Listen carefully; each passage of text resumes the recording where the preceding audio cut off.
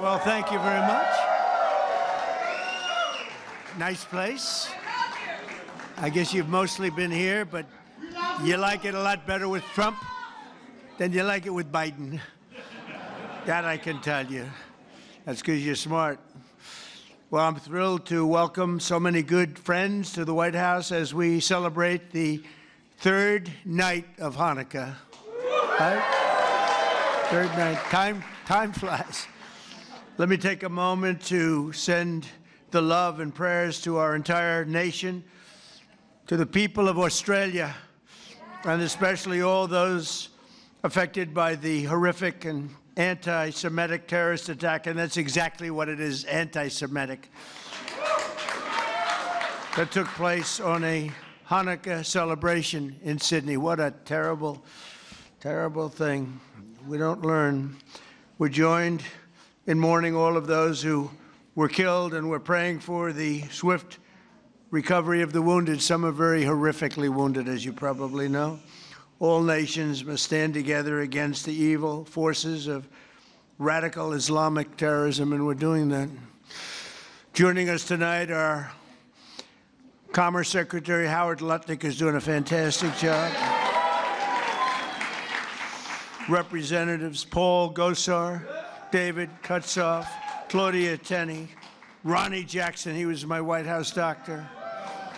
Ronnie was asked, who is the healthiest of all? Was it Barack Hussein Obama? Was it Sleepy Joe Biden?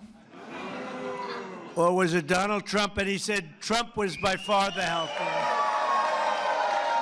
He was the doctor for all three of us, and he said Trump was by far the healthiest. I love him. If he didn't say that, I would have never have talked to him again. Where is Ronnie? Is he here? Ronnie Jackson, what a great legend. Josh Gottheimer's here. Mr. Salt is here, Mike Lawler. He's the only guy could have gotten that for New York.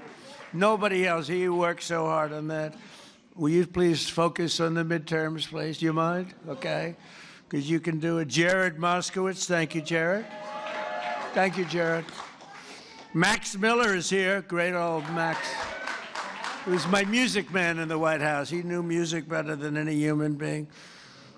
Craig Goldman. Thank you, Craig.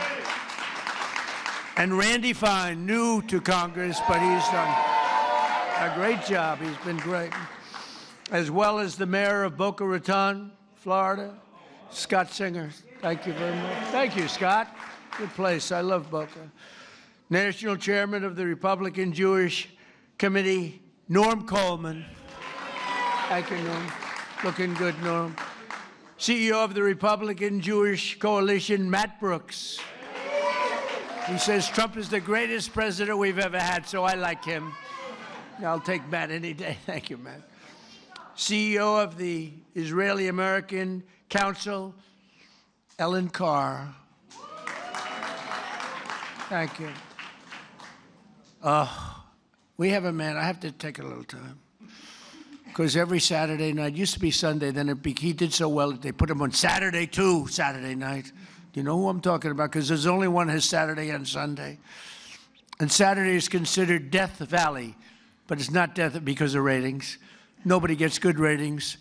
Although actually my daughter-in-law is doing well, and you always did well. The great one, Mark Levin. And much more importantly, his much more brilliant wife. Where are you? There you are. Would you come on up here, both of you? Get up here. Get up here. Look, every Saturday, every Sunday, I'm forced to watch television to listen to this guy talk about how frickin' great I am. Because he does like Trump. There's no question about it. Come on up here, Mark. Get up here. Come on up. What a beautiful couple. Did you get lucky? If you weren't a genius, you wouldn't have a wife like this. Mark, say a couple of words. Come here, darling.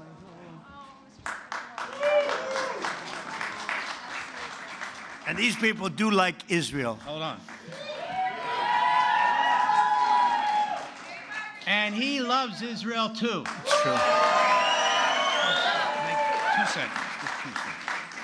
6 years ago, I was up here, And I said, this is our first Jewish president. Now he's the first Jewish president to serve two not consecutive presidencies. We thank you for everything. That's right. Bad things happened on the second one. Namely, the election was rigged. And we found out, and you see that happening. But, and you are the greatest president. Thank you very much. And God bless you. I miss you. I miss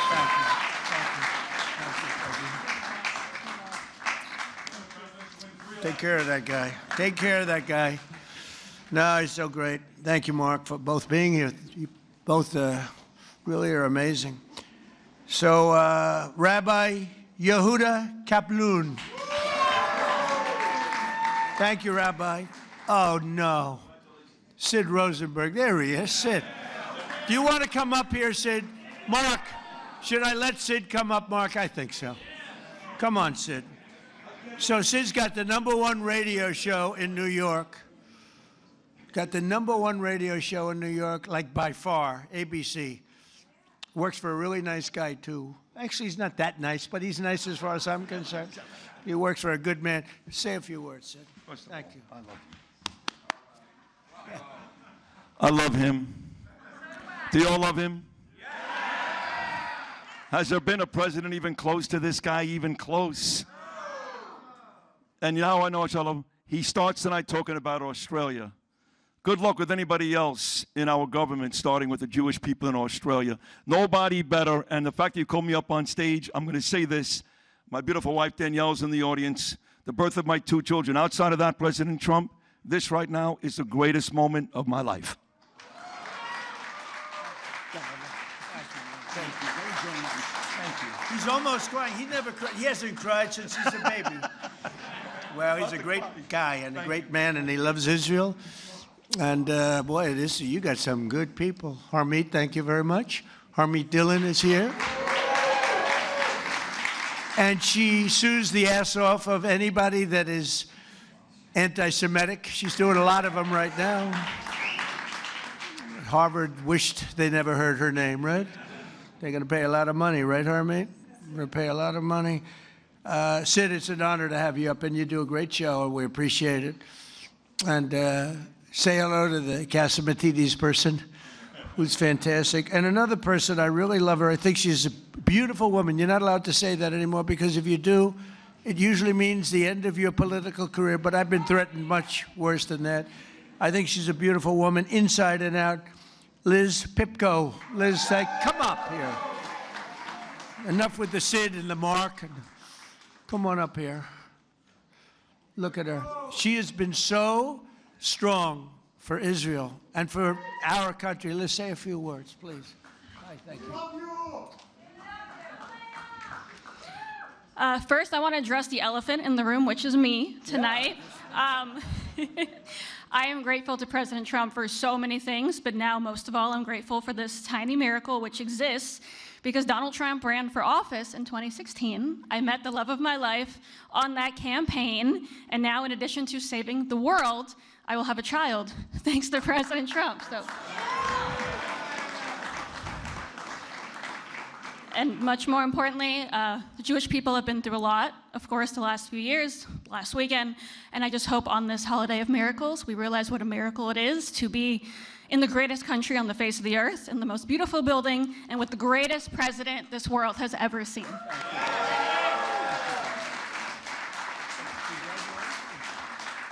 Congratulations. That's right. She was on the campaign, and she was so effective and great. And we always have to remember the ones that have been great in good times and bad. That's why Mark and the people I introduce, because I don't introduce them when they're just sort of good. When they're good, everyone's good. The day after I won the election, they were all, "Sir, I just want to tell you, you're the greatest person I've ever seen. Thank you, sir. I'd love to have dinner sometime. Where have you been for the last 2 years?" We have a lot of those people, mostly those. Jason, how are you, Jason? Jason Greenblatt. Do you know Jason Greenblatt? He worked for me for years. He's a great lawyer. Then he made a lot of money, and he said, "I'm getting out." And you focused on Israel, right? That was the focus. He says, "I love Israel. I just want to focus on Israel." It's good to see you, Dave. I haven't seen you in a long time, but he was a great lawyer. Here's another great lawyer, David. Good to have you here. Good to have you here, David. And we have another person that's a very special person. She received the Presidential Medal of Freedom.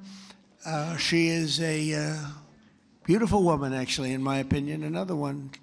That's 2 reasons now. And third, by the way, Mark, we have 3 reasons, Mark, because your wife is incredible, always, from day one.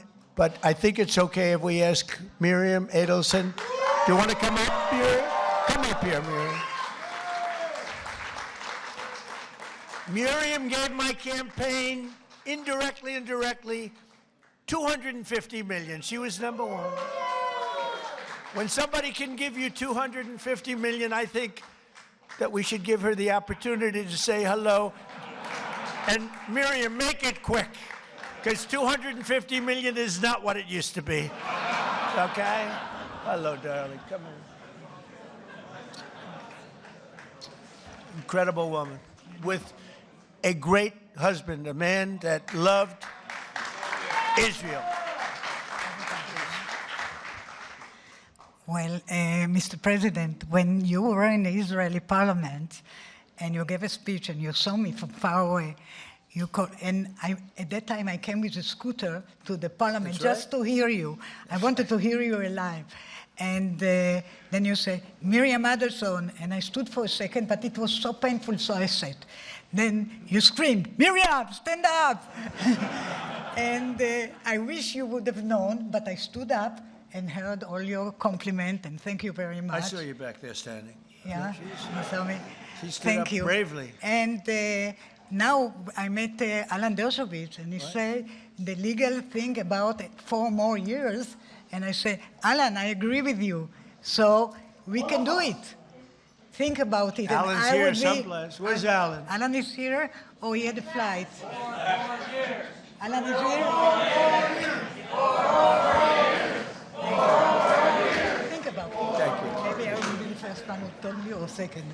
Yeah. She said, think about it. I'll give you another 250. I will give. But her husband, Sheldon, was an amazing guy, and he'd come up to the office, and there was nobody more aggressive than Sheldon. I think I spent more time with him and you, because you usually came up together, but he'd call and say, can I come over, please?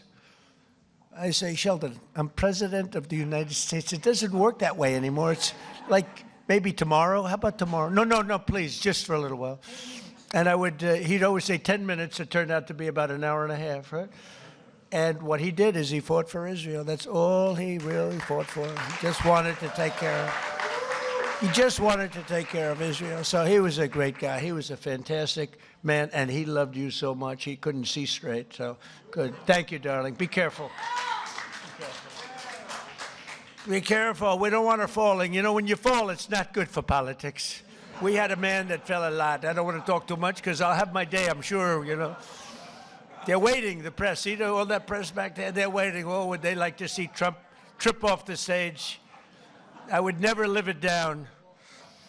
But anyway, it's so, and we have so many friends. I can't mention everybody. We have so many friends. Hello, my man. How are you? Boy, we have good people here tonight, huh? This is the A-list. This is the A-list of any list.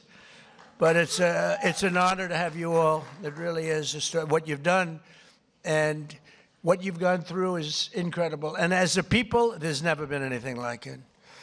You know, I told Bibi, I said, you know, it's amazing what you've done. Because when you look at the Middle East, you take a map of the Middle East, I said, the land is so small. It's so tiny. It's like hard to believe what you've been able to do. Now, it helped the B-2 bombers that we sent in to wipe out the... We gave them a lot of help. It helped when we were shooting all those drones down from jet fighters. Don't ever let anyone tell you a drone is better than a jet fighter. A drone's very nice. But when you have F-22s circling around them like there's nothing, just shooting the crap out of them out of the air, don't let anyone convince you that a drone is better than an F-22 or an F-35 or any of that stuff. But they're nice. They're nice. But we had our fighters shooting the hell out of 2,000 drones were launched at Israel, and they were just knocking them out. The only problem, on occasion, they'd run out of bullets. but every one of them took out a drone, and we did a great job. And then we did the best job of all, is we knocked out the Iran nuclear power. And they would have had that, and within a month, I think they would have been a much different story, would have been talking from a much different place. But the story of Hanukkah began more than 2,000 years ago in ancient Jerusalem, when the oppressive tyrant, and they were really oppressive, tried. By the way, a lot of things don't change so much. They'd be oppressive today if you didn't have strength. You need strength, Mark, right? If you don't have strength, and if you don't have a partner with a good president, don't forget you had a president previously that believed in Iran. They ditched the entire world for Iran. That's why they signed the Iran nuclear deal that I terminated immediately. It was the worst deal.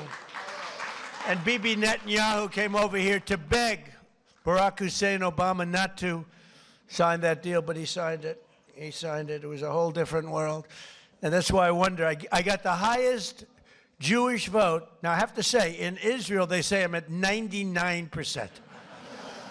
But over here, I was like at 50. It meant that 50% of the people over here voted for Kamala. Is that possible? Is that even possible, right? So anyway, but they suppressed the Jewish worship and imposed foreign rules. Are we okay over there? Just want to make sure you're okay. You okay? Good. I want to make sure you're perfect. Okay? Thank you very much, yeah. Yeah, is there a doctor?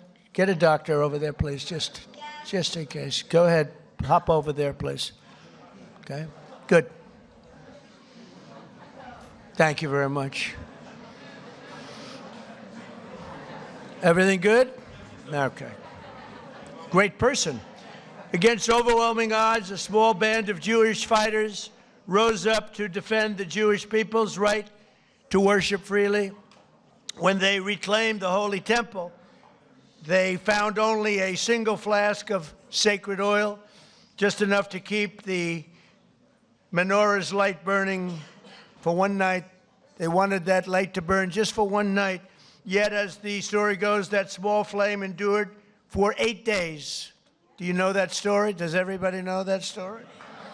For thousands of years, the miracle of Hanukkah has reminded us of God's love for the Jewish people, as well as their enduring resilience and faith in the face of centuries of persecution. Centuries. And it continues.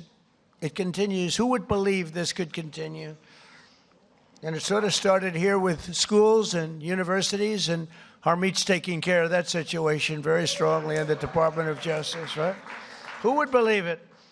But we're grateful to be joined by another reminder of that unbreakable strength, two courageous survivors of the Nazi Holocaust, Jerry Worotsky and Michael Bornstein. Where are they? Where are you guys? Well, you look good. You look better than I do. You look fantastic. Jerry was only 9 years old when the Nazis invaded Poland. He lost both of his parents in the camps, but refused to let their murder defeat him. After the war, he came to New York, where he had an incredibly successful career, became very successful, and became a good friend of Melania and myself. And I want to thank you, Jerry, and that's incredible what took place. Thank you very much. Thank you, Jerry. Thank you very much. And Michael Bornstein lost both his father and mother in Auschwitz when he was just a very young man, a toddler actually. Through the love and sacrifice of other family members, he managed to survive and reunite with his mother in later years. They would come to America, where Michael received a scholarship to college and eventually earned a PhD in chemistry and became one of the most brilliant chemists anywhere around. So Michael and Jerry, I want to just thank you. We're honored to have you. This whole group of people are very honored to have you both. Thank you very much. Thank you. Thank you very much. Thank you, Michael. As President of the United States, I will always support Jewish Americans, and I will always be a friend and a champion to the Jewish people. I have been. And I will say, you know, if you go back 10, 12, 15 years ago at the most, the strongest lobby in Washington was the Jewish lobby. It was Israel. That's no longer true. You have to be very careful. You have a Congress in particular which is becoming anti-Semitic. You have AOC +3.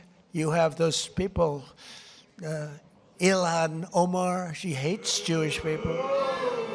And you have to be very careful because there's been a big change. You know, if you go back 15 years ago, I'm not Jewish, but my father was very friendly with many, many Jewish people, was honored by Federation. I would go with him to Federation of Jewish Philanthropies and many other things. And we grew up respecting and loving Jewish people. You know, you don't even think about it. In Brooklyn and Queens mostly. And my father didn't go to Manhattan. He never went to Manhattan from the standpoint. He could never understand how in Brooklyn you could buy a piece of land for $3 a foot and how in Manhattan you had to pay $1,000 a foot. He said, I can't get that. I don't like it. I like to buy it for $3. So it was different. It's a different thinking. In a way, I'm glad he didn't do that because he let me have some of that fun. And I had a lot of fun in Manhattan. We did great. But my father would tell me the most powerful lobby that there is in this country is the Jewish lobby. It's the Israeli lobby. It's not that way anymore. You have a lot of people in your way. You have a lot of people that don't want to help Israel. You have a lot of people in Congress that don't like Israel. You have a lot of people in Congress that, in a way, I think, Mike, we could say it, right? You're there. You're doing an amazing job, Mike Lawler. They hate Israel. They hate Israel. And if you would have told me 15 years ago that that was possible, Jason, I would have said, there's no way. There's no way that's possible. But it's happening. And obviously, it's getting progressively worse. Less so in the Senate, but the Senate's starting also. You get glimmers, you know, when I'm in the back rooms talking to people, you get glimmers of statements that you say, whoa, where did that come from? So we have to be, Sid, we have to be very careful because bad things are happening. And then you see what goes on in Australia or October 7th. How about October 7th? And then you have people that deny it ever happened. How about the people that deny, like they deny the Holocaust, but, you know, you figure, well, that's just many years. Well, October 7th is not many years at all. And you have people that deny October. I saw tape that I wish I never saw it, actually. I wish I never saw it. I got to see tape that some of you got to see, but as president, I got to see things I wish I never saw. But there's no denying it. But then they'll say, oh, the tape was a rigged tape. It was a tape that never existed. They made it up. It's just propaganda. I don't know if they believe it. I don't think they believe it, but you have to be very, very careful. Bad things are happening, and we're not going to let that happen. While I'm president and the DOJ and Harmeet, we're not going to let it happen. But please, please be vigilant and careful because you have some bad people that are now in Congress that were unthinkable to be in Congress 12, 13, 14 years ago, 15 years ago. Within days of taking office, I signed a historic executive order to combat the vile scourge of anti-Semitism, as you know. It's the strongest executive order of its kind ever signed. And we're also mobilizing federal resources to protect Jewish students and faculty. The faculty is under siege. The students are under siege. When you look at Columbia, you look at Harvard, you look at some of these schools, what's going on. But the faculty on campuses across America and are deporting foreign jihadist sympathizers and terrorist supporters at record levels. We're deporting them. We're not putting them in jails. We're deporting them. I terminated the disastrous Iran nuclear deal. And this summer, we obliterated Iran's nuclear program like nobody's ever seen. And even that, CNN fake news, they're back there. The camera's roaring. The light will go off in any second now. They hate when I mention their name because they know it's only bad because they're crooked as hell. They're fake news, you know, the term. I think it's one of my better terms, Sid, right? I don't think anybody takes it away. We have some good ones, Pocahontas, but I think fake news is probably pretty good. The only problem is it's actually not strong enough. You know, fake, it's crooked, corrupt, disgusting news, but we'll have to do with fake. But fake isn't strong enough. That's the only problem. It's actually, I wish I could come up with a word that's really more powerful than fake, but fake is good enough. But CNN with the attack on Iran, they said, well, I used the word we obliterated them. You know why? Because the pilots told me they know better than anybody, and the pilots told everything, and then we had visuals. And these pilots are coming back after having endured the most dangerous ride. I said, did you guys, I had them all to the Oval Office. After 2 weeks after the attack, I had them all. I had the pilots, and I had the people that maintained the planes. I had the people that fly the tankers. We had 52 tankers because we had the 7 major planes. We also had 4 planes flying in different, of the B-2, flying in different directions. Iran didn't know what the hell was happening. But we had a whole force of F-22s, most beautiful fighter jet ever made, most powerful fighter jet ever made. And F-35's a brand new one. And they're stealth. Believe me, they're stealth because they went into Iranian airspace and Iran never saw anything. And it was, think of this, 2 o'clock in the morning. It was dark at night. There was no moon at all, no light, no nothing. And every single bomb went right down those air shafts into granite mountains, right down those air shafts. At 2 o'clock in the morning with no vision, every single bomb hit its target. And CNN said on the way back, they were on the way, they hadn't even landed yet, well, maybe the attack wasn't that bad. Because I used the word obliteration. I turned out to be right. The Atomic Energy Commission shortly thereafter said it was total obliteration. Iran actually said it was total obliteration. In fact, they said, touchdown, yeah, it was a touchdown. But it was amazing. And we've never had an apology from CNN, So you have fake news against you, fake news. And I didn't fight for you. I wasn't fighting for you there. I was fighting for those pilots that were so brave to go there. When they came into the Oval Office, I said, you can't seriously enjoy this. They said, sir, we enjoy every minute of it. We were practicing this and the predecessors. We were practicing for 22 years, they said. For 22 years they were practicing. And no president had the courage to let them go and do that. They wanted to do it for 22 years. And the predecessors mean the young pilots at the time. But for 22 years, 3 times a year, they were practicing that run. And I'm the one that said, let's go get them, let's do it. And if we didn't, and they thanked me. But I did say to the pilots, enough is enough. I said, do you really like being in that plane when they're waiting for you? They know you're coming, it's dark, it's cold, it's everything is, and you're in a plane, and there are bullets flying all over the place, sir. I wouldn't trade this for anything in the world. Can you believe these people? And I love you people, but I'm not getting in that plane. I love you guys, but these people are unbelievable. The talent they have, the way they can fly those things, the way they can aim it at a target in the dark of night, the darkest you've ever seen. They wanted to be as dark as possible. They didn't want anything. And the only time anybody could see those planes was when those bomb chutes open up, because it becomes totally unstealth when it goes. I explained that to Mark Levin once.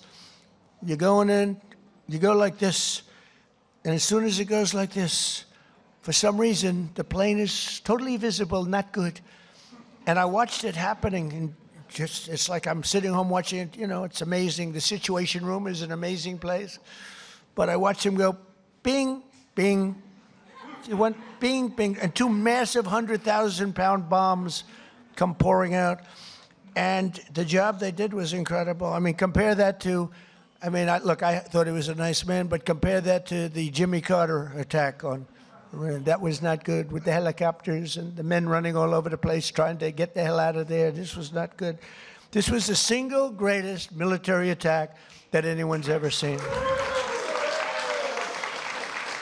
And that sort of put an end to, we helped Israel very much, as you know, with their attacks on Iran before that, but that really put an end to it because they were about a month away from having a nuclear weapon. I officially recognize the true capital of Israel and opened the American embassy in Jerusalem. Is Julie good? She right? Where's Julie? Oh, good. I thought it was you that went down. It wasn't you. Oh, good. I was worried about. I didn't care about anybody else. I said, "Is Julie in trouble?" I thought it was you. Good. It's somebody else. I wish them good luck, but I don't want that to happen to Julie. That's Mark's wife, by the way. And yeah, we love Julie, but I didn't see Julie ever going down. She's not. She's like a rock, right? Mark. She's a rock. I wouldn't want to have her as my enemy. She's also a great lawyer, by the way.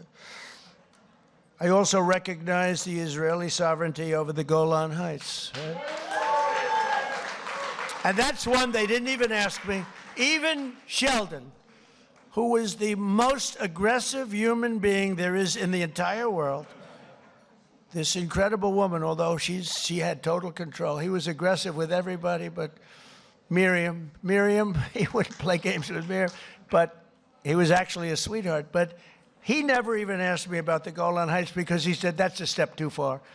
I actually gave it because I called up. I heard so much about Golan Heights. From Jason Greenblatt, I heard it, from so many people. And I actually asked David Friedman. I said, he was the ambassador at the time, good guy. He said, and by the way, Mike Huckabee's doing a great job now.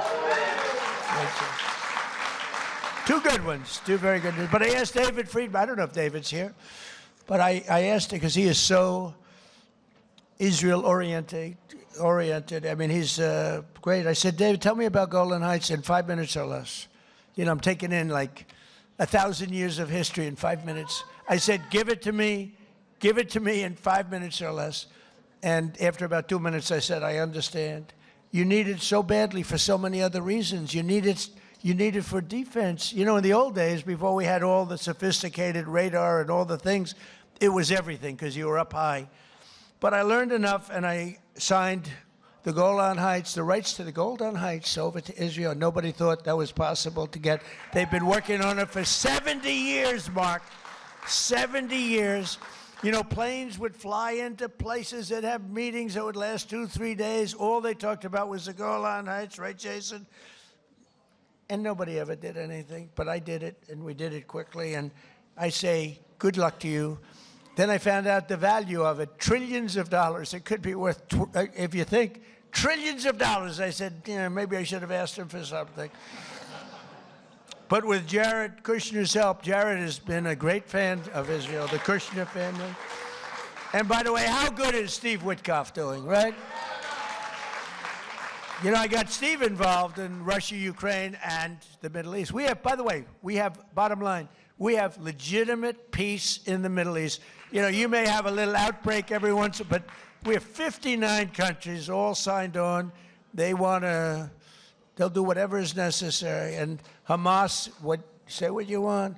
Hamas, you know, we got back all of the hostages and all of the dead, young, beautiful people that were dead.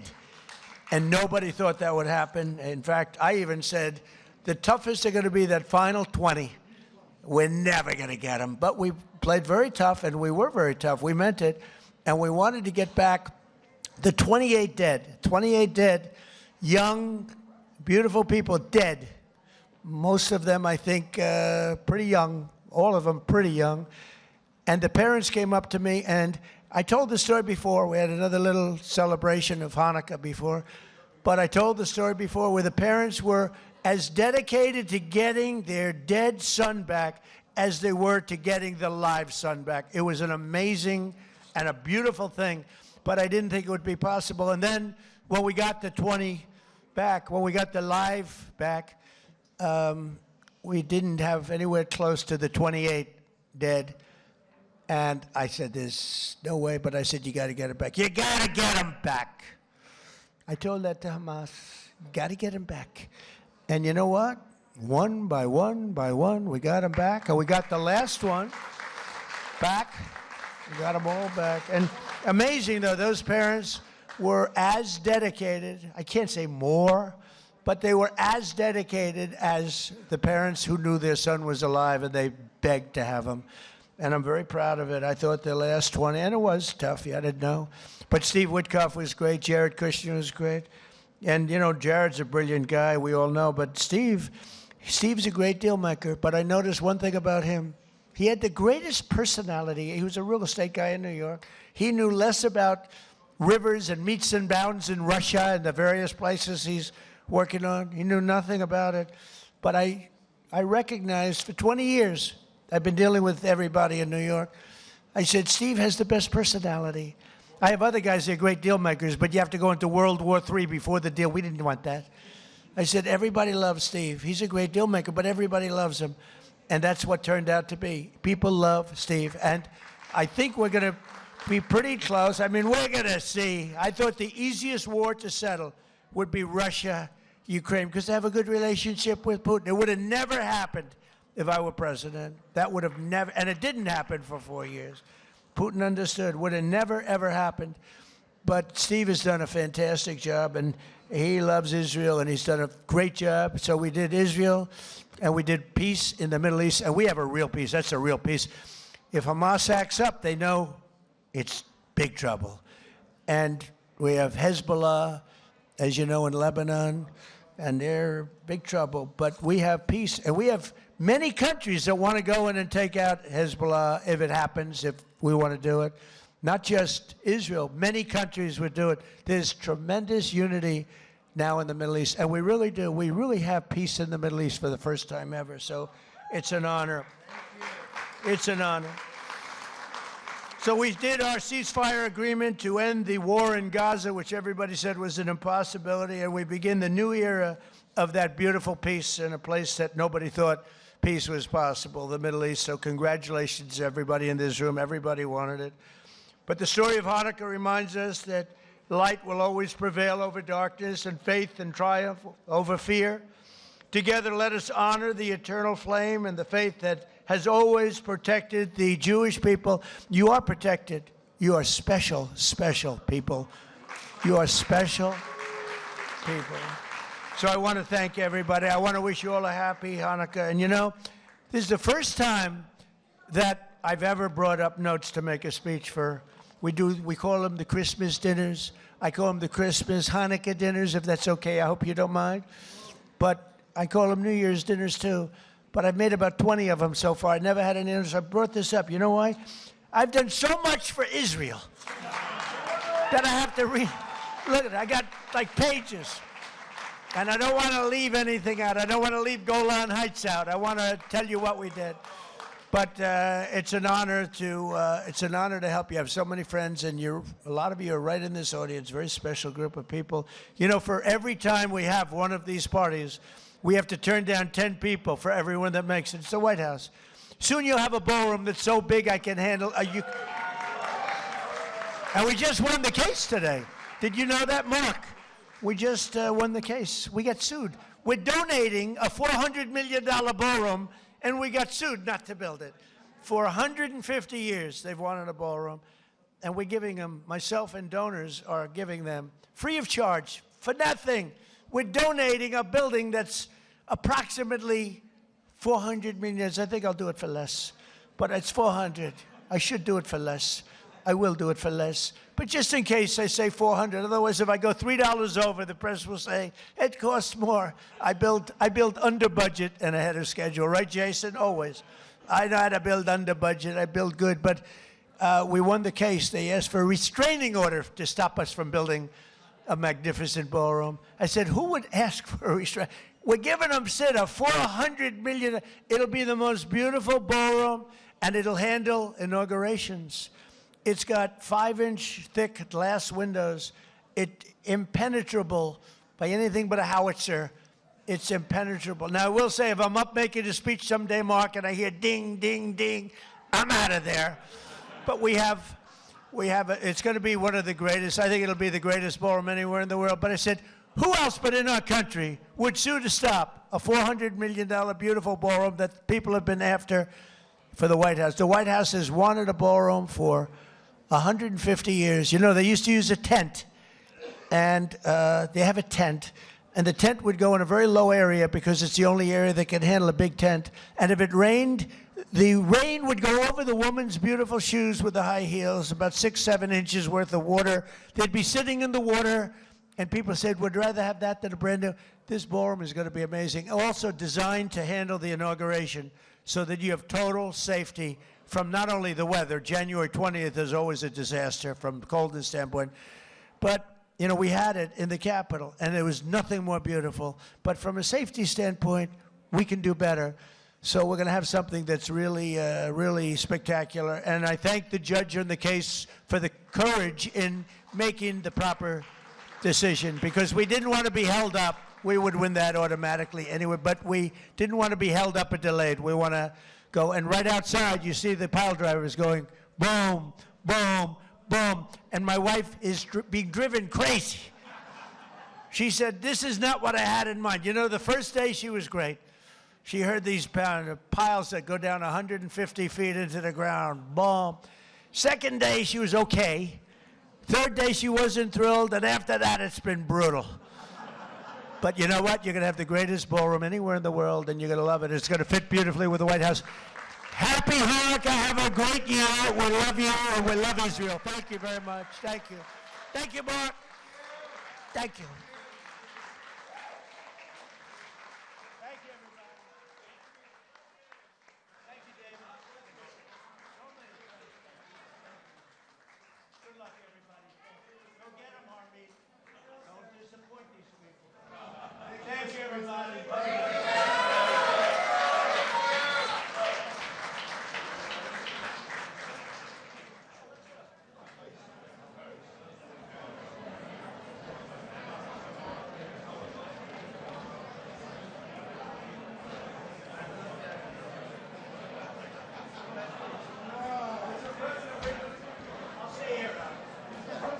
You read the prayers. Read the prayers into the mic.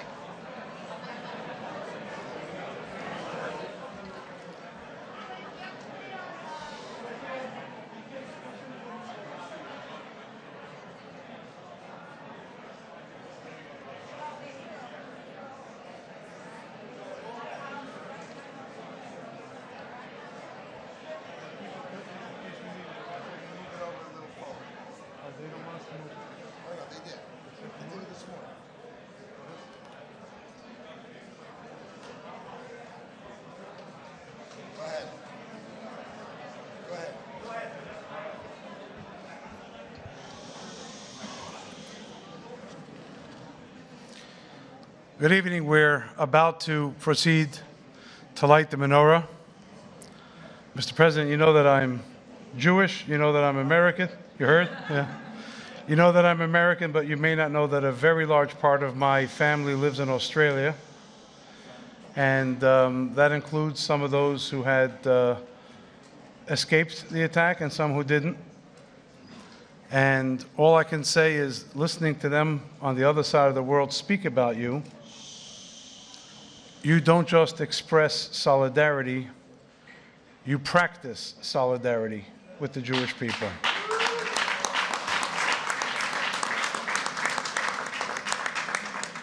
And you practice solidarity with Israel, perhaps in a way we've never seen before, to the extent that many people say, and many people believe, that you may very well be, even among the friends of Israel and the Jewish people we've had, the most, the strongest, the deepest friend that Israel and the Jewish people have ever had here in the White House.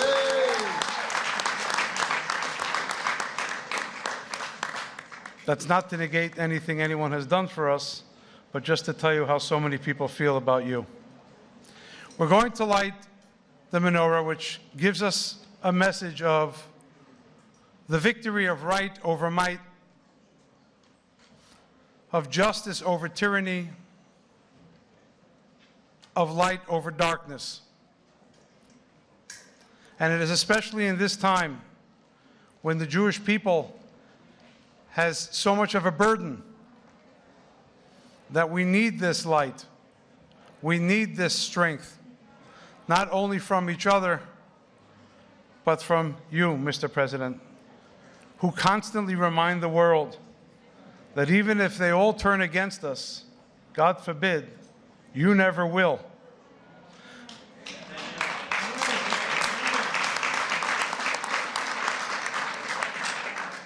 And so I think that it is a great honor that I've been invited to lead the lighting of the menorah here this year. And I want to wish you and your family good health and happiness, strength and safety to our troops, serving stateside abroad. May God bless America. May God bless Israel. May God bless the Jewish people. Thank you.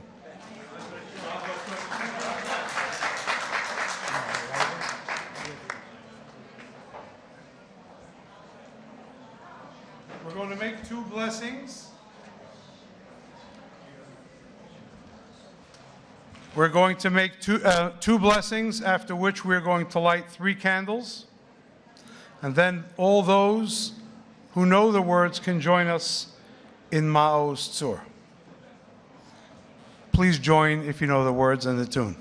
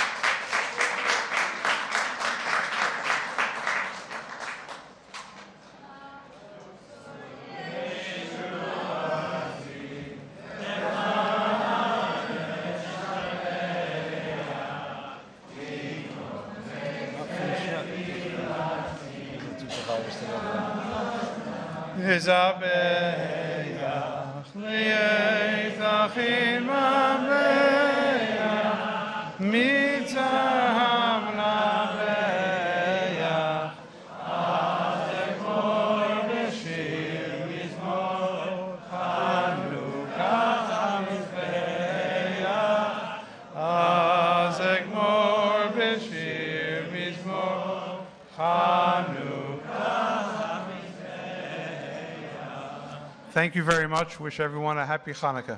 Thank you. Happy Hanukkah.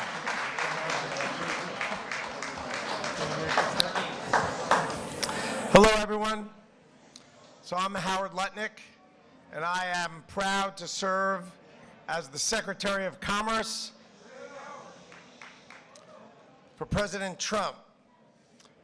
President Trump, from the campaign trail and every day since, has been committed to the Jewish people and to Israel. And I told everyone on the campaign trail that President Trump would be the best friend in the White House the Jews and Israel has ever had, and he has delivered exactly that, exactly that. He speaks with moral clarity. When the fake news would come at him and say Israel and the IDF were committing genocide, each and every time he came at the media, at the fake news, and said, no, it was October 7th when they murdered, they raped, and they killed babies. He made it crystal clear each and every time, and that is why I love serving in the administration of Donald J. Trump, the greatest president ever. Thank you. Happy Hanukkah, everyone.